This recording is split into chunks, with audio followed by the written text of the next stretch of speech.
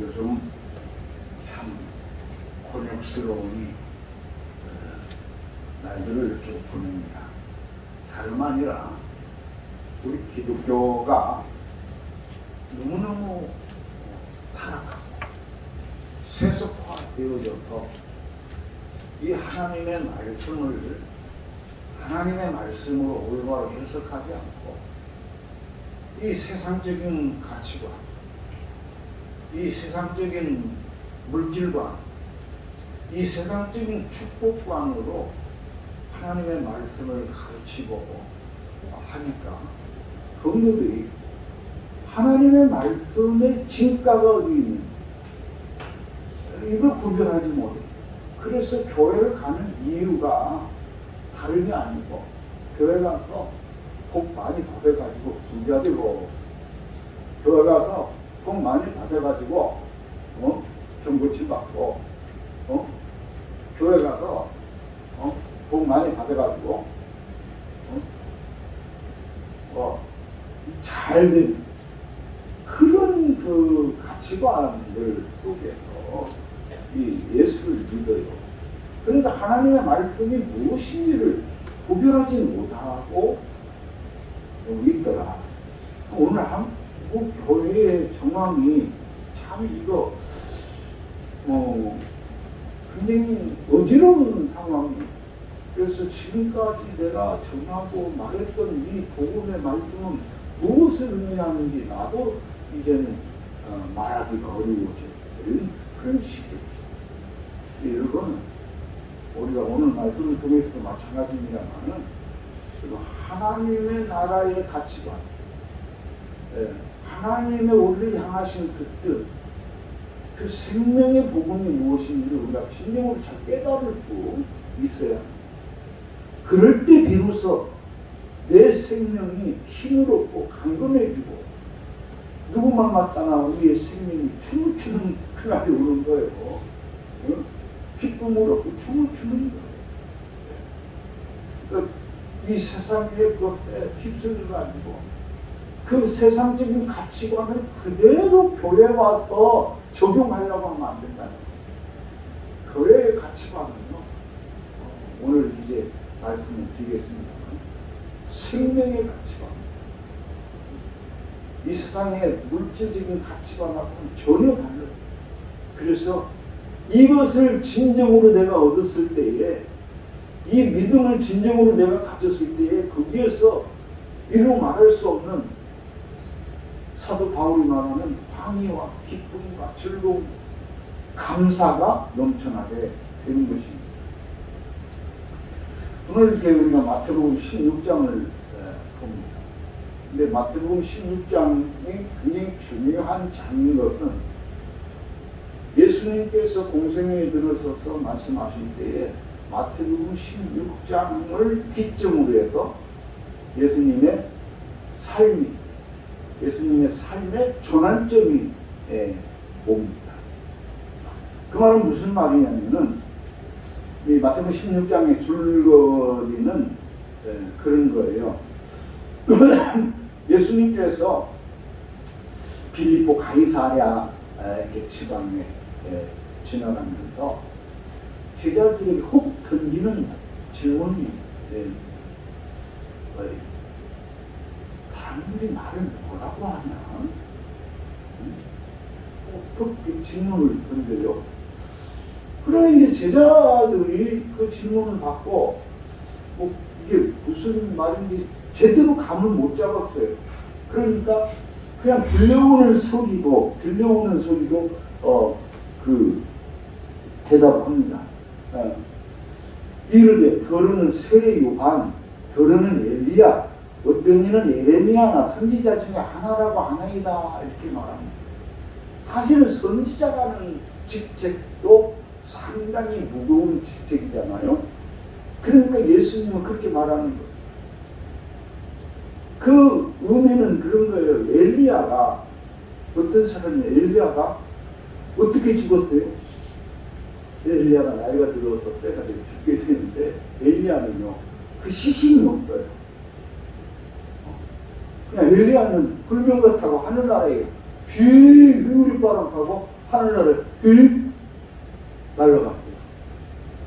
그래서 그 유대교에서는 죽은 엘리야는 간대로 반드시 다시 온다 하고 하는 그런 전설, 그런 이야기, 그런 믿음을 가지고 있어요. 유대교 교인들은 절대적으로 엘리야는 다시 온다. 그래서 복가는 세례 요한이 왔을 때에 예수님께서도 해석하기에 저가 바로 엘리야다, 다시 온다 하신 엘리야니라 라고 이렇게도 말씀합니다. 그런데 보니까 세례 요한도 말해요. 그 왜 결혼은 세례 요한하고도 말해요. 이 말을 왜 세례 요한이라는 말을 하냐면은 14장 2절 말씀 한번 봅시다. 14장 2절 한번 봅시다. 14장 2절에 이렇게 말합니다. 우리 다 같이 합독 시작. 그 신하들에게 이르되 이는 세례 요한이라 그가 죽은 자 가운데서 살아났으니 그러므로 이런 능력이 그 속에서 역사하는구나 하더라. 즉 이 말이 무슨 말이에요? 예수님께서 이 사역하는데 죽은 세례 요한의 영혼이 예수님께 갔다 이거예요. 그래가지고 예수님이 막 이렇게 강하게 전한다. 예수님의 사역은 세례 요한이 죽고 난 후부터 이렇게 시작되잖아요. 그래서 예수님을 세례 요한이라고 말하는 사람도 들어있더라. 그런가 하면 어떤 사람은 에레미야라고도 말하고 또 어떤 사람은 선지자 중에 하나라고 이렇게 말하는데 왜? 예수님의 삶을 보아하니 이거는 보통 삶이 아니야. 무언가 우리에게 참으로 기이하고 놀라운 말씀을 주시고 서기관들이나 바리새인들이 가르침 같지 아니하는 새로운 말씀을 주시니까 예수님은 정말 새로운 사람인데 놀라운 분인데 그때까지는 예수님이 메시아인지를 몰랐어요. 그래서 사람들이 선지자 중에 한 사람이겠지 이렇게 얘기한다. 그러니까 그때 예수님이 그 제자들에게 물어요. 제자들, 그럼 너희들은 나를 누구라 하느냐? 곤란한 질문이죠. 그럼 너희들은 나를 누구라 하느냐? 라고 물을 때에 이 시몬 베드로가 대답하여 이르되 주는 그리스도시요 살아계신 하나님의 아들이십니다 하고 고백. 이 고백이요 기독교의 핵심을 이루는 고백입니다. 우리가 예수님을 뭐라고 믿습니까? 지금 우리가 예수를 믿잖아요. 근데 예수를 믿는데 예수가 누구라고 믿느냐? 하나님의 아들이라고 믿는 것이고, 예수가 누구라고 믿느냐? 메시아라고 믿는 거예요. 이 세상을 구원하실 자 메시아라고. 이게 우리 신앙 고백. 우리 기독교는 다른 고백이 아니, 이 고백 위에 교회가 세워지고 이 고백 위에 우리 기독교가 세워진 거예요. 그래서 여러분, 우리가 신앙을 점검해야 되는데 어떻게 점검해? 내가 예수를 믿는 그 믿음이 맞는가? 내가 예수를 하나님의 아들로 믿는가? 아니면 내가 예수를 메시아로 믿는가? 이것이 우리의 신앙 점검의 척도입니다. 그런데요, 이 베드로의 신앙 고백을 듣고 예수님께서 제가 판단할 때 무척 흡족하셨다. 무척 만족하셨다. 그래서 이때에 베드로의 그 말을 듣고 베드로를 어마어마하게 축복을 합니다. 그래서 베드로에게 무엇을 줍니까? 천국 열쇠를 줘요. 천국. 할렐루야. 그러니까 우리가 다른 신앙 고백 위에 하나님의 생명의 능력과 권능이 임하게 되는 거예요. 예수님이 베드로에게 천국 열쇠를 주면서, 그리고 이제 예수님의 말씀이 여기서 예수님의 삶의 전환점이 옵니다. 21절. 이때로부터 예수 그리스도께서 자기가 예루살렘으로 올라가 장로들과 대제사장들과 서기관들에게 많은 고난을 받고 죽임을 당하고 제3일에 살아나야 할 것을 제자들에게 비로소 나타내시니. 그러니까 예수님이 자신이 이제는 메시아로서, 메시아로서 길을 가겠다는 그 결단을 지금 하시는 거예요. 그리고 그 얘기를 누구에게 해요? 제자들에게 하는 거예요. 제자들이 지금까지는 예수님이 누군지를 잘 몰랐어.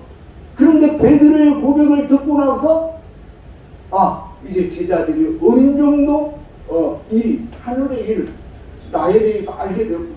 그래서 이제 베드로가 뭐냐면은, 아니 예수님께서 내가 이제 예루살렘에 가서 장로들과 제사장들의 많은 고난을 받고 그리고 십자가에 못 박혀 죽을 것이다. 그러나 죽지만은 3일 만에 다시 살아나리라. 이게 메시아 공지라고 해요. 예수님께서 메시아라는 것을 제자들에게 공지하는, 그 사실을 알게 하는 거예요. 왜 그러냐면은 주님의 죽으심을 우리가 그 상상도 못하다가 어느 날 뜻밖의 일을 겪으면은 이거 안 되잖아요.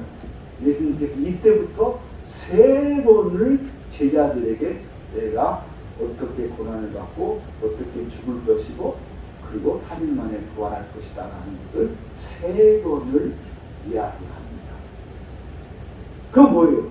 제자들에게 각오하라는 거예요. 각오하라는 거예요.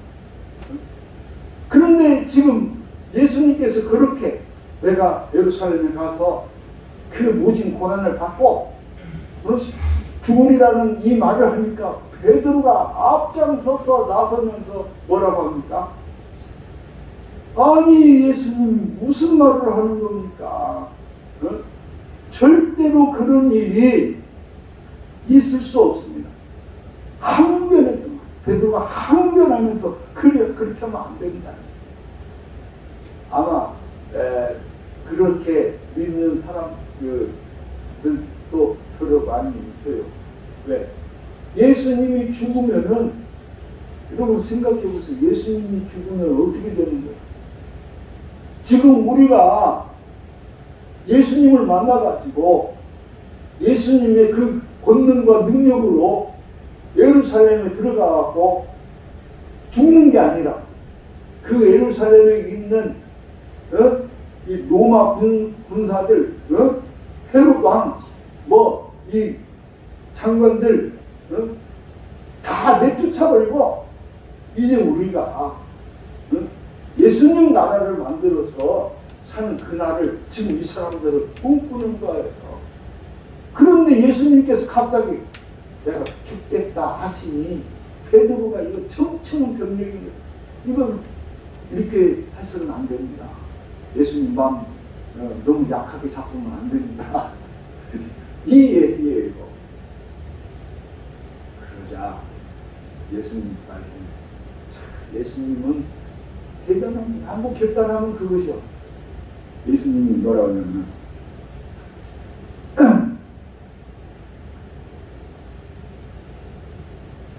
예수께서 돌이키시며 베드로에게 이르시되 사탄아 내 뒤로 물러가라. 너는 나를 넘어지게 하는 자다. 그러니까 지금 베드로는 예수님을 생각해서 예수님 그렇게 하면 안 됩니다 하지만은 이것은 뭐냐면은 사탄의 유혹입니다.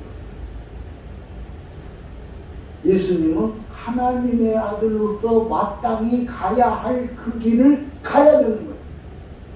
그래서 그 일을 이루어야 되는 거예요. 그런데 지금 제자들은 그거 생각하지 않고 예수님을 말리니까 사탄아 내 뒤로 물러가라. 너는 하나님의 일을 생각하지 않고 도리어 사람의 일을 생각한다 하면서 이 베드로를 크게 책망합니다. 사람은요 자기의 욕망에 따라 자기의 생각에 따라 금세 내가 천사가 될 수도 있고 금세 내가 마귀가 될 수도 있어요. 이걸 잘 알아야 됩니다. 우리가 이 세상 살면서 내 생각, 내 욕심, 내 판단대로만 살아갈 때에 우리는 어느 순간에 우리가 하나님의 자녀라고 하지만 어느 순간에 하나님의 자녀가 아니라 마귀의 자녀가 사탄이 될 수 있다. 베드로가 금세 그 예수님께 대한 신앙 고백을 할 때 예수님이 금세 그를 칭찬하고 그에게 천국 열쇠를 줬는데, 그런데 이 베드로가 금방 그 하나님의 일을 잃어버리고 자기 마음대로 자기 뜻대로 판단하고 그리 할 때에 예수님이 바로 그 자리에서 그를 책망하고 꾸짖는 거예요. 사탄아, 네가 하나님의 일을 생각하지 않고 사람의 일을 생각하지 하시면서 이제 오늘 본문에 있는 말씀을 주십니다. 24절 이에 예수께서 제자들에게 이르시되 누구든지 나를 따라오거든 자기를 부인하고 자기 십자가를 지고 나를 따를 것입니다. 지금까지 제자들이 예수를 따른다는 것에 대해서 예수를 따르는 그 길이 무엇인지 그 의미를 잘 몰랐던 것 같아요. 지금 예수님 이제 제자들에게 정확하게 너희들이 나를 따른다는 것이 무엇인지를 정확하게 가르쳐 주는 거예요. 여러분, 오늘 우리가 예수를 믿는다고 합니다. 예수를 믿는다는 것은 예수를 따른다는 거예요. 그럼 예수를 따르는 사람들은 어떠한 마음으로, 어떠한 마음가짐으로 예수를 따르느냐? 오늘 말씀을 보니까 너희는 먼저 자기를 부인하고 자기 십자가를 지고 나를 따를 것입니다. 그러니까 예수를 따른다고 할 때는 우리는 두 가지의 마음가짐이 필요해요. 두 가지의 믿음의 결단이 필요합니다. 하나는 자기를 부인하는 거예요. 그리고 또 하나는 자기 십자가를 지고 따르는 거예요. 제가 우리 믿는 사람들을, 목사님들, 집사님들, 장로님들 이렇게 만나서 얘기를 해보면요, 이 자기를 부인하는 거, 이게 쉬운 일이 아닌 거예요. 그러니까 지금까지 50년 동안, 60년 동안, 70년 동안 이 세상을 살아오면서 체득되어진 이 세상적인 가치관, 그 생각들, 그 노하우들이 쌓인 거예요. 집사님 안 그래요? 내가 어떻게 하면 돈을 버는가? 이 노하우가 지금 머릿속에 와 있어요, 판단이. 그리고 내가 어떻게 하면 사람이 나를 좋아하는가? 밥 한 번 사주고, 술 한 잔 사주면 사람들이 다 좋아하잖아요. 이런 노하우가 이미 내 머릿속에 꽉 차 있단 말이에요. 그런데 지금 예수님 말씀 보면 네 판단, 네 지식, 네 능력, 네 노하우가 아니라 네 자기 자신을 부인하라는 거예요. 부인하라는 거예요. 그러면 내가 지금 60여 년 동안 이 세상을 살아오면서 어떻게 살면 출세하고, 어떻게 살면 사람들한테 인기가 많고, 어떻게 살면 성공하고, 이게 다 서 있는데 그것을 부인하라고 하는 거지. 그것이 쉬운 일이냐? 젊은 사람들은 어떤 의미에서 조금 쉬울 수 있어요. 그런데 나이를 먹을수록 그 노하우가 더 커. 그 판단이 더 큰 거예요. 그래서 이것이 결코 내 생각과 이런 것들을 포기할 수가 없게 되는 것입니다. 그런데 예수님은 자기 자신을 부인하라는 거예요. 그렇습니다. 여기서 중요한 것이 우리가 지금 신앙생활 할 때 내가 서론에 그 말을 하는 거예요. 예수를 믿는다 하면서 교회 가갖고 뭘 생각하냐면은 세상적인 가치관으로 축복을 생각합니다. 세상적인 가치관으로 성공을 생각합니다. 그래서 교회 와서 기도하면 무슨 기도예요? 난 뻔합니다. 여러분 교회 와서 기도할 때요, 좀 미안한 얘기지만은 아버지, 우리 남편 이번에 진급 시험 과정입니다. 이거 잘 되게 해주세요. 우리 아들 이번에 대학교 시험 봅니다. 꼭 붙게 해주세요. 아버지, 이번에 우리 집에 돈이 좀 필요합니다. 돈 좀 한 뭉탱이 보내주세요. 여러분, 기도가 교회 와서 그 기도 드리잖아요. 근데 우리 이 신앙인의 기도는 그 기도가 아니에요. 성경에 그런 말이 있어요. 무엇이든지 구하는 대로 하나님께서 주신다고 그렇게 말씀했어요. 그런데 오늘 우리가 교동문에서 말했지만은 무엇이든지 하나님이 우리가 필요한 것을 알아요. 그러나 우리가의 기도는 무엇이냐? 항상 그의 나라와 그의 의를 구하라는 거예요. 너희는 먼저 그의 나라와 그의 의를 구하라는 거예요. 그리하면 이 모든 것을 더하시리라. 그러니까 우리의 가치관은요, 교회 와서 우리가 살아가는 그 가치관은요, 하나님의 사랑으로, 하나님의 말씀의 가치관으로 채워져야 되고, 우리의 의식 세계가 그 하나님의 말씀의 세계로 전환되어져야 되는 거예요. 그럴 때에 비로소 그 사람이 우리 성경에서 말하는 것처럼 믿음의 사람인 것이고, 권능의 사람인 것이고, 성령의 역사가 나타나는 거예요. 여러분, 성령 받았다 하는 사람들, 기도하니까 하늘에서 금은보화가 쏟아지더라고. 그런 기도해가지고 금은보화가 쏟아지면요, 내가 그 사람 가서 몸 좀 하겠어. 그 사람 내가 섬기겠어. 그렇게 하나님이 역사하려면은 하나님께서 이 예수님을 보내시지도 않았고 하나님의 일이 하지도 않아요. 무슨 말인지 알겠어요? 예수님께서 하나님의 숭고한 그 뜻, 하나님의 바람을 이루기 위해서는 뭐 했어요? 지금 아까 말하잖아요. 뭐 했어요? 예루살렘에 가서 고난을 받고 십자가에 죽는 일을 했어요. 죽는 일. 그런데 우리는 죽는 일을 하려고 하지 않고 영광만 받으려고 하고 복만 받으면 다 되는 것이고 돈만 벌면 되는 것이고 이렇게 생각하는 가치관으로 교회 와서 살아가고 있다는 거예요. 여러분, 하나님의 말씀으로 내 가치관을 변화시킬 수 있길 바랍니다. 그러할 때 비로소 하나님의 역사가 나타나는 거예요. 그리하면 그 다음 두 번째는 자기 십자가를 지고 나간다. 저도 좀 살아보니까 사람들이 서로 얘기하면은 예를 들어서 우리 안집사님 박사님 내용 집에 거기 있어 박사님 그러면 그 얘기를 좀 들어보면 안집사님 집안에 예를 들어서 어떤 복잡하고 그냥 좀 정말 별로 가치 없는 그런 창피한 일들이 좀 예를 들어 있다고 합시다.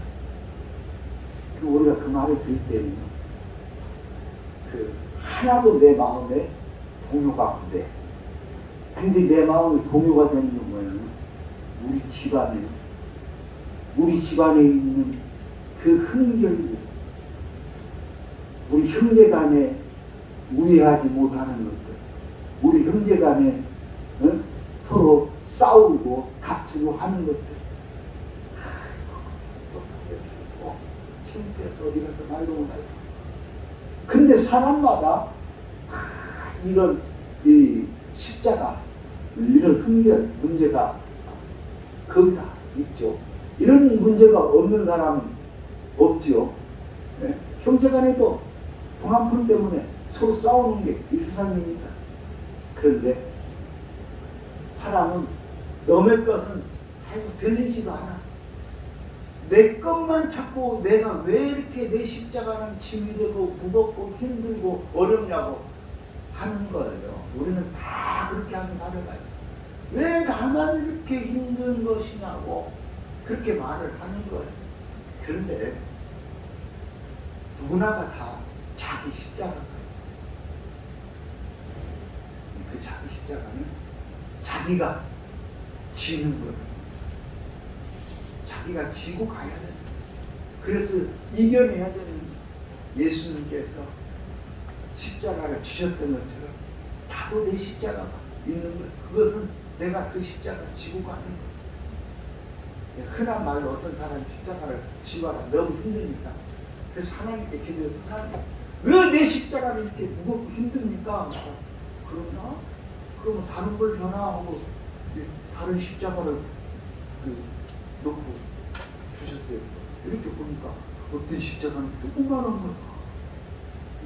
내 십자가는 큰데 조그마한 거야. 그것을 그 십자가를 이렇게 쳤더니 있는 것을 쇠로 됐네. 그래서 조그마하니까 들고 가기 쉬울 거 아니야. 그 정말 들어오는데 가다 보니까 이게 한없이 무거운 거요. 아유 하나님 나 이거 못 찍었어. 다른 거 줍지. 그래요? 그럼 다른 거 줘봐. 이거 지금 나무 십자가요. 그래도 그럼 지금 가다 보니까 또 그렇게 힘들어. 도대체 못 찍었어. 그래서 나중에는 고르다가 다시 다른 거 골랐는데 고른 것이 지가 지금 처음에 지고 갔던 그 십자가 그 돌을 골랐대요. 이게 십자가라는 것이 자기에게 주어진 그 십자가가 있다는 것. 그 십자가를 우리는 스스로 자기 자신이 이게 짊어지고 가야 하는 것입니다. 내 가정, 내 형제들, 내 남편, 내 부인, 내 자녀들, 그리고 내 형제들 이렇게 어떻게 보면은 큰 짐 같은 십자가로 느껴질 수도 있지만 여러분 그 십자가가 가장 그래도 지기 쉬운 십자가인 줄 믿습니다. 항상 내가 살면서 내 삶에 져야 될 내 십자가 내가 지키길 바랍니다. 그런데 어떤 사람은 진짜 그런 사람이 있어요. 지 십자가를 넘한테 지겨우는 사람이 있어요. 좀 미안한 얘기지만은 목사님 저는 지금 목사님 지금 뭔 일이 있는데요. 이거 좀 그래. 알았어요. 목사가 먼저요. 그 밤중에 가고 또 근데 또 그 다음 날 아침에 또 전화 왔어. 목사님 이거 좀 잘못된 것 같아. 이거 좀 이렇게. 왜 그래? 목사니까 이제 그럴 수 있지만은 지 십자가를 지 가정, 지 형제 지가 지어야 될 것은 너무 지라고 어느 거 그래가지고 너무 앉아주면은 저 사람 나쁜 사람이라고 원수 짓고 싸우고 다투고 내 것 내가 지고 갈 수 있는 그것은 그래야 되겠죠. 그 중요한 자기 십자가는 자기가 지고 가는 거예요. 그런데 오늘 우리 예수님께서 지신 십자가는 내 십자가가 아닙니다. 예수님께 지신 십자가는 내 십자가. 그러니까 이 백성들, 이 나라, 이 민족, 이 인간들의 죄를 구속하기 위한 그 십자가입니다. 그래서 우리는 그 십자가를 지을 줄 알아야 다시 말하면 남의 십자가도 내 십자가처럼 지을 줄 아는 그런 마음이 있어야 될 줄로 믿습니다. 그래서 예수님도 이 십자가를 왜 못 박혀 돌아가셨죠? 예수님을 따르던 제자들 그 다음에 십자가 지고 하면서 다 죽임을 당했어요. 근데 제가 우리 교회에서도 좀 책망받는 것이 있어요. 왜 강 목사님은 목사가 돼갖고 왜 민주화 운동을 해?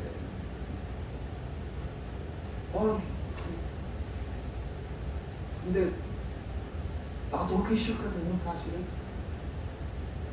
비 오는 날 여러분 저희 풍랑문 가갖고 피켓 들고 대모 올라오고 해보세요. 좋겠어요?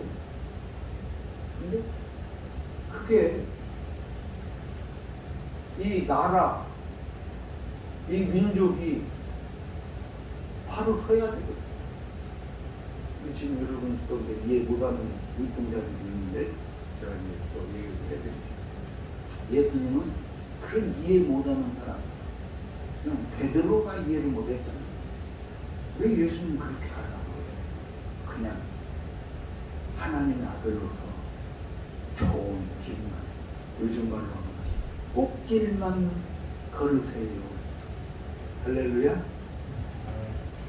이 말은 좋아. 다들 꽃길만 걸으세요. 너무 좋아요. 여러분, 꽃길만 걷는 것은 없어.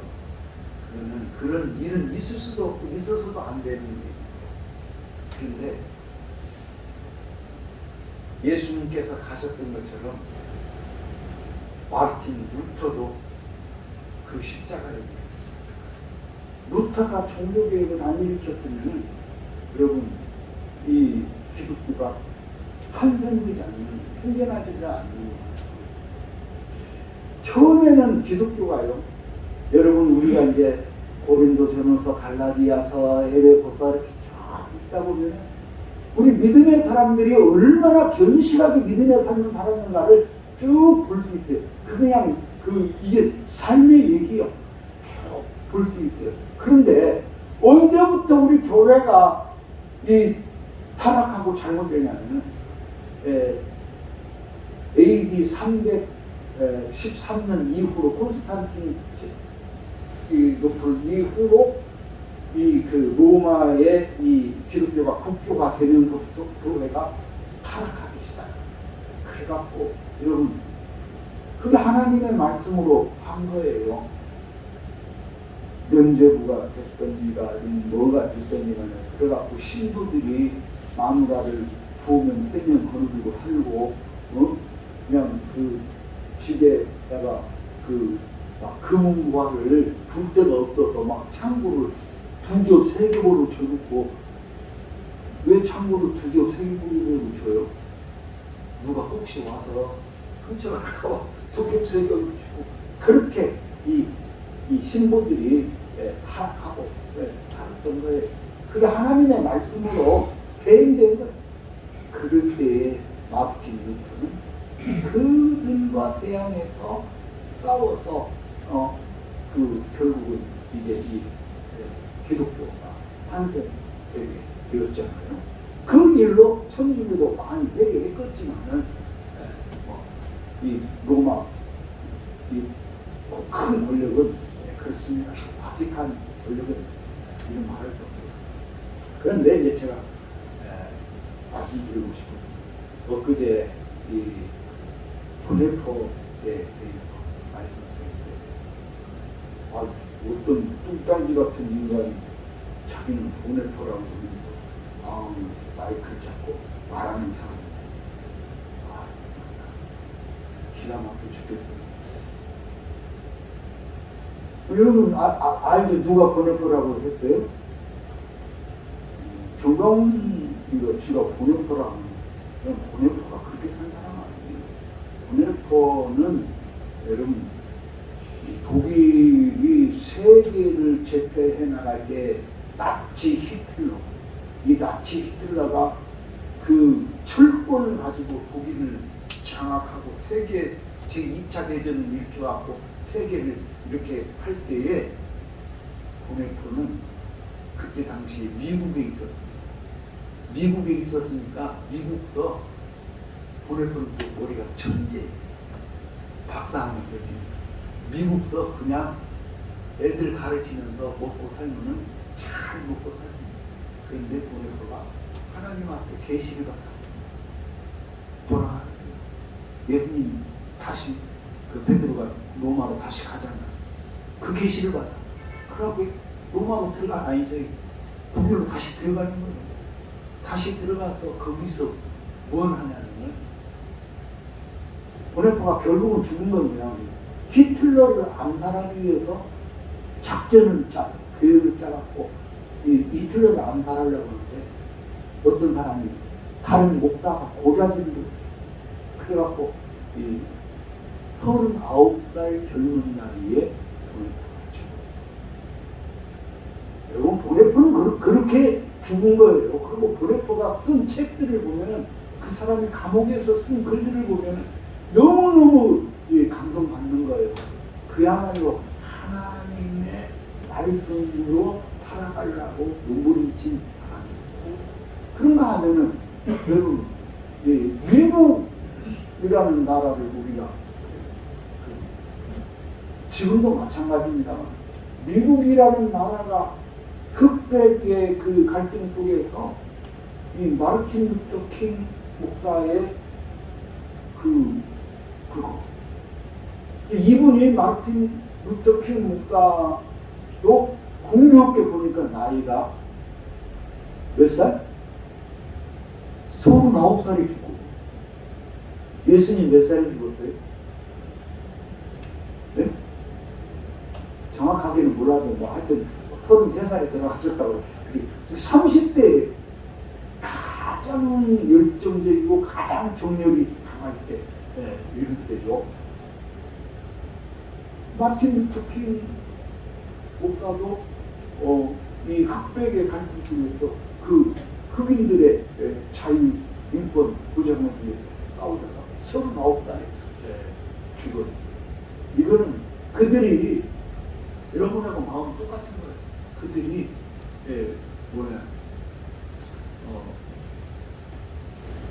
목사로서 이 독립운동을 할 때, 이 흑인 자유운동을 할 때에, 민주화운동을 할 때에 얼마나 많은 사람들이 손가락질하고 욕하고 그랬겠어요. 그러나 하나님께로부터 버림받은 사명을 자기는 가는 거예요. 누가 뭐라 해도 가는 거예요. 그래서 그 젊은 39살 목사님이 죽음의 길을 넘어서 흑인 해방과 자유를 위해서 싸우고, 민주화를 위해서 하고, 나치 히틀러를 저항하고, 그래가지고 결국은 인권이, 흑인의 인권이 이렇게 보장되는 세상을 열어내죠. 마찬가지예요. 왜 목사님 그러세요? 목사이기 때문에 하는 거예요. 목사이기 때문에. 그런데 오늘 우리가 짊어져야 할 십자가가 있는데, 이 십자가는 내 십자가도 내가 져야 되지만 우리 이웃의 십자가, 아무 잘못도 없는, 여러분 들으면 속상할는지 모르지만 세월호 그 학생들 300명이 넘는 학생들이 눈에다 넣어도 안 아플 그 아이들이 왜 죽었는지 죽음의 이유조차 모르게 그 어두움에 바닷물에 빠져서 죽은 그 아이들의 어머니를 생각해. 그 부모를 생각해보세요. 아직도 그 이유를 모르는데 그게 시체파기 같은 얘기입니다. 나는 이 얘기를 정말 이해를 할 수가 없어요. 수백 명의 아이들이 수학여행을 한다고 좋아서 나를 뭐냐 힙합 바지 입고 갔는데 가갖고 그 싸늘한 차가운 바닷속에 죽었는데 왜 죽었는지 이유를 알 수 없다는 거예요. 이게 대한민국입니까? 그런 거예요. 여러분, 앞서 우리가 그 부분 속에서는 그가 정의와 공의를 행하였더라. 이 말씀이 너무 소중한 말이에요. 정의와 공의를 행하지 않으면 평화가 없고, 정의와 공의를 행하지 않으면 사랑이 없습니다. 예수께서 십자가에 못 박혀서 그 행하신 그 공의를 통해서 하나님의 사랑이 이 땅 위에 이루어집니다. 그래서 오늘 우리는 그 십자가, 내 나라, 내 민족을 위한 십자가도 우리는 때에 따라서 질 줄 알아야 됩니다. 얘기가 많이 지나갔습니다. 오늘 예수님께서 우리들에게 말씀합니다. 누구든지 나를 따라오면 자기를 부인하고 자기 십자가를 지고 나를 따라 말씀하셨습니다. 오늘 우리가 그 믿음으로 자기를 부인할 줄 아는 그 믿음, 이거는 한 가지만 더 말해. 자기를 부인하라고 하니까 자기 부인 돼요, 안 돼요? 안 돼. 솔직히 말해서 여러분 성령 받으면 된다고 하잖아요. 내가 볼 때 성령 받아도 안 돼. 근데 성령 받는 것도 틀린 게 뭐가 있냐면 그 성령을 받으면 내가 훈련 연습을 하는 거. 여러분 기도할 때도 하나님 앞에 끊임없이 내가 내 자신을 부인할 수 있게 해달라고 기도하시기 바랍니다. 그게 성령이 내게 주시는 은사입니다. 그래서 끊임없이 주님 앞에 하나님 내가 내 자신을 부인할 수 있게 해주세요 하고 기도할 때에 그것이 차츰 그 녹아 들어와 가지고 내 마음을 그렇게 변화시키는 거예요. 할렐루야. 아멘. 안 하네. 이거는 절대적이에요. 여러분 그냥 어느 날 갑자기 예수 믿고 변화되었네 그렇게 변화되는 게 아니에요. 내가 날마다 하나님 앞에 기도하는 거예요. 성령의 감동으로 차츰 녹아져서 내가 어느 날 보면 내가 새 사람이 되었네. 내가 변화되었네. 이렇게 되는 거예요. 그러니까 다시 말하면 뭐가 필요하다? 훈련이 필요하다. 훈련. 응? 내가 새 사람으로 새로워지기 위한 그런 훈련과 노력이 필요한 거예요. 그럴 때에 비로소 내가 스스로 내 자신을 부인할 줄 알겠어. 나 자신을 십자가에 지고 갈 수 있는 그런 지혜로운 사람이 될 수 있는 거예요. 이런 훈련을 안 하니까 어떤 권사는 예수 믿고 성령 받았다고 난리굿을 치는데 가는 길마다 순전히 그냥 쓰레기, 요즘 말로 쓰레기 오물투성이만 생겨나.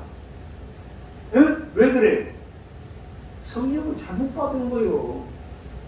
성령을 받으면 내가 가는 그 길이, 응? 아까 말했죠. 꽃길이 돼야 되는 거예요.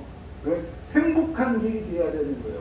아무리 힘들어도 아무리 어려워도 그 길이 꽃길처럼 향기롭고 행복한 그 길로 바뀌는 것이죠. 그래서 여러분 내 인격의 변화, 내가 나 자신을 부인할 수 있는 이거는 여러분 보다 끊임없이 기도하면서 내가 하나님 앞에 세워지기를 바라는 그 간구와 기도를 통해서 내가 새롭게 변화된다는 사실을 여러분 믿으시기 바랍니다. 아멘. 할렐루야. 오늘 여기까지 기도합니다. 주님, 우리 주님께서 우리를 위하여 십자가에 못 박혀 죽으심으로 구원을 이루셨습니다. 예수님께서 십자가에 못 박혀 죽으심은 하나님의 공의를 이루심이며 이를 통하여 하나님의 사랑이 이 땅에 강같이 흐르게 된 줄로 믿습니다. 아버지, 오늘 우리가 주님의 십자가를 바라보게 하시고 주님을 믿는 자로서 누구든지 나를 따라오는 자기를 부인하고 자기 십자가를 지고 따라오라 하신 그 말씀을 마음에 새기며 우리 인격의 변화를 이루어가는 주의 사랑하는 성도들이 다 되게 하여 주옵소서. 예수님 이름으로 기도하옵나이다. 아멘.